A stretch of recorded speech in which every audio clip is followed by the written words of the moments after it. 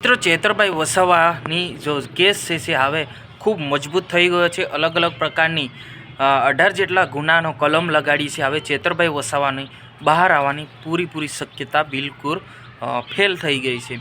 હવે સજા થવાની પૂરી શક્યતાઓ વધી ગઈ છે। નમસ્કાર મિત્રો, વિડીયોમાં તમારું સ્વાગત છે। હું તમારો દોસ્ત શૈલેષ ભીલ। આજની વિડીયોની અંદર આપણે નવા અપડેટ છે આપણને મળ્યા છે।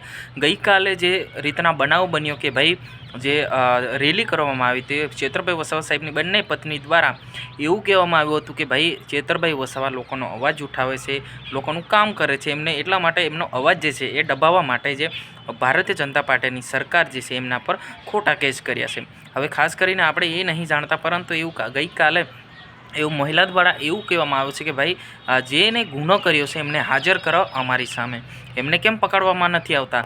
ચેતરભાઈ નિર્દોષ છે, એ માફી નહીં માંગે। હવે સંજયભાઈ વસાવા સાહેબે ગઈકાલે બે દાડામાં એવું કહ્યું છે કે ભાઈ ચેતરભાઈ વસાવા બધાની સામે માફી માંગે તો કદાચ હું માફ કરી દઈશ અને લોકો જનતા માફ કરી દેશે। તો ચેતરભાઈ વસાવા સાહેબ સાથે તો બધી જનતા ઊભી છે, તો કોણ માફ કરે? કેવી રીતના અમે માફી માંગવાની કોઈ દૂરની વાત છે। અને ચેતરભાઈ વસાવાનો જે કેસ છે, જે જામીન અરજી છે એ મૂકી દેવામાં આવી છે। સાથે સાથે હાઈકોર્ટ દ્વારા જે ચેતરભાઈ વસાવા સાહેબનું હાઈકોર્ટમાં કેસ જશે, ત્યાંથી એમની જે જામીન છે એ સુનાવણી થશે।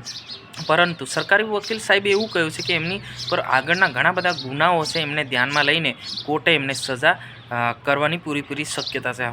હવે આપણે એ રહ્યું કે ચેતરભાઈ વસાવા સાહેબને જામીન મળે કે નહીં મળે, હવે મોટા સવાલ છે અત્યારે જે ઉગી રહ્યા છે।